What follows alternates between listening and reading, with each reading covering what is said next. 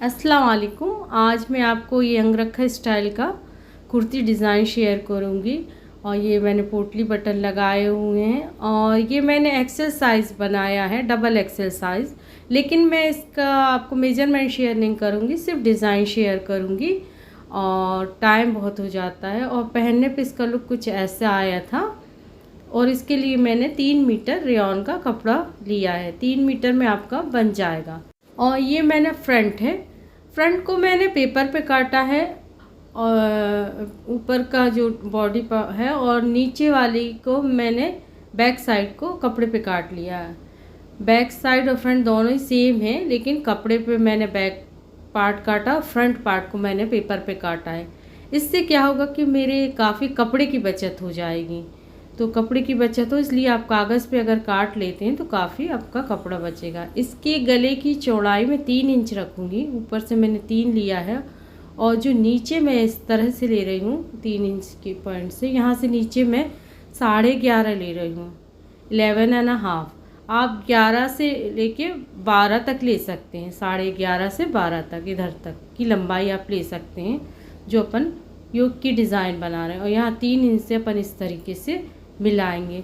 मैं नीचे से शेप दे रही हूँ, नीचे से शेप देने में सही शेप आ रहा था तो मैंने इस तरह से नीचे से शेप दिया, इस तरीका एक जार नुमा शेप दिया है। अब मैं आपको इसकी विड्थ बता देती हूँ। यहाँ से जो चौड़ाई बन रही है अपनी 5.5 बन रही है, आप 5.25 से 5.5 रख सकते हैं। इस तरीके से अब मैं इसको काट के निकाल दूँगी बीच का हिस्सा। और ये इस तरीके से ये पार्ट अभी आपको बहुत यूज़ आएगा आगे कई बार, तो इसको आपको फेंकना नहीं, इसको रखे रहना है ना। अब ये जो बच गया है बॉडी, इसको मैं ओपन करूँगी, ओपन करके इस तरह से रख लेना है। अब इस पर मार्किंग करूँगी। यहाँ पर भी मैं 5 इंच लूँगी।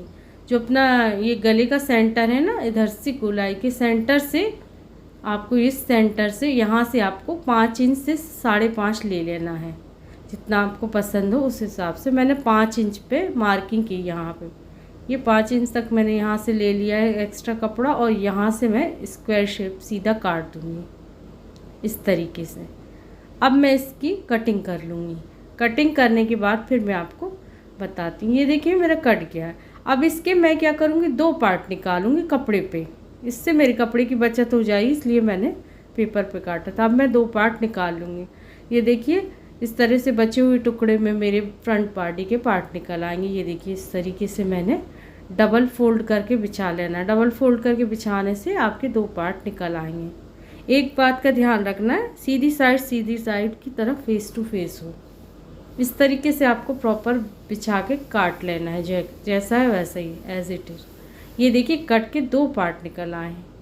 अंदर देखिए सीधी साइड फेस टू फेस है ना, तो इससे आपके पार्ट एक से कट जाएंगे। ये देखिए 2 पार्ट ओपन होने के बाद इस तरीके से निकले हैं।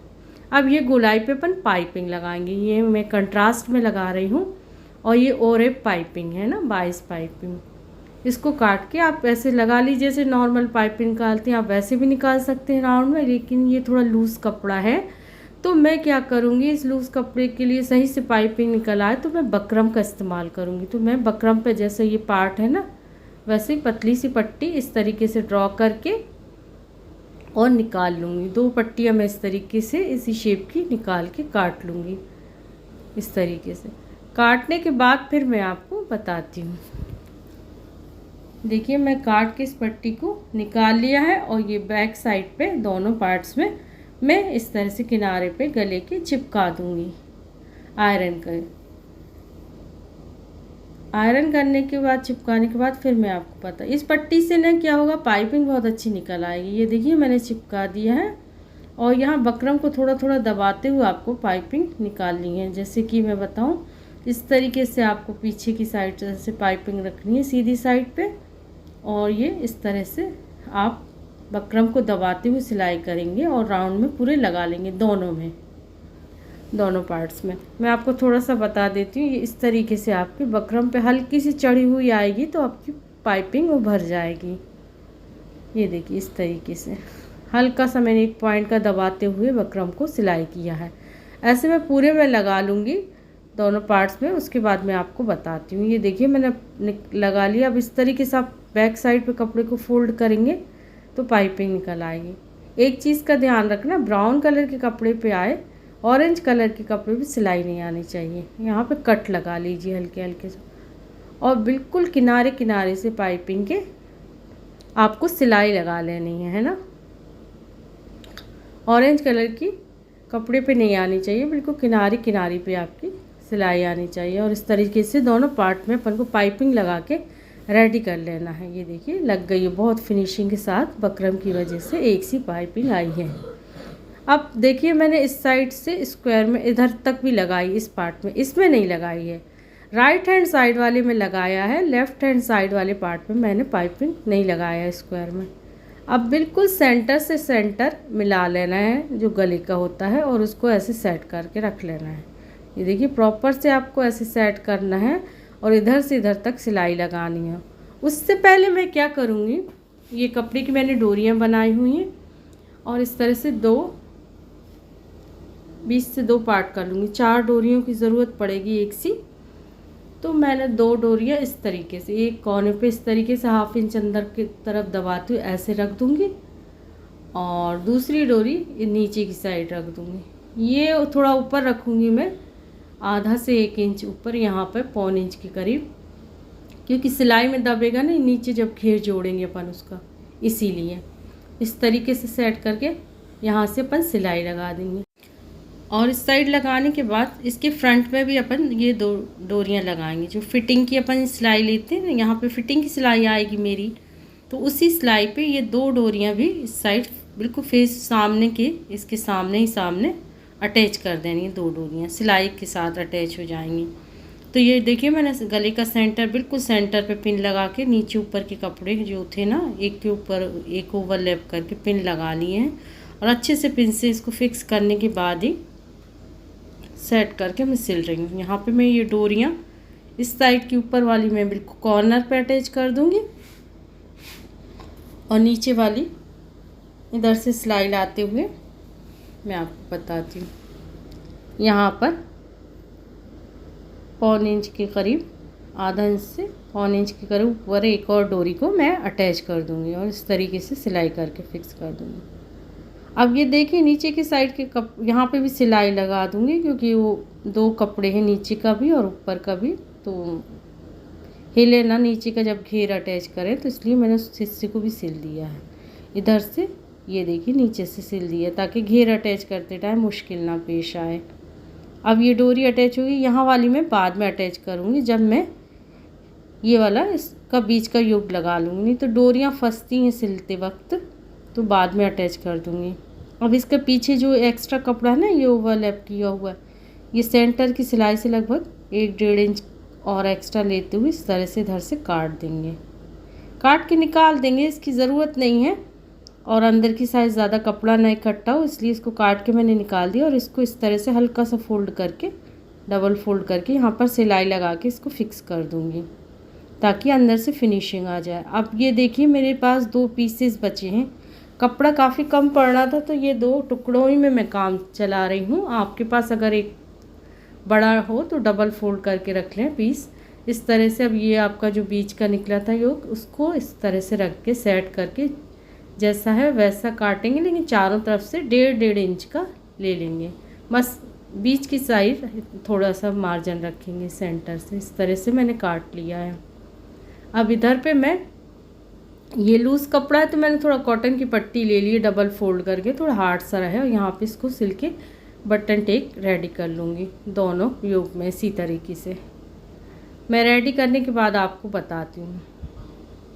ये इस तरीके से बिल्कुल सिंपल ढंग से रेडी करूँगी मैं। ये देखिए ऐसे, और ये इस तरीके से सिलाई का तैयार हो जाएगी। उससे पहले मैं क्या करूँगी, यहाँ का ये जो दिख रहा है ना सिलाई वाला, इसको पट्टी की साइड करके इस पर भी स्टिच करके दबा दूँगी।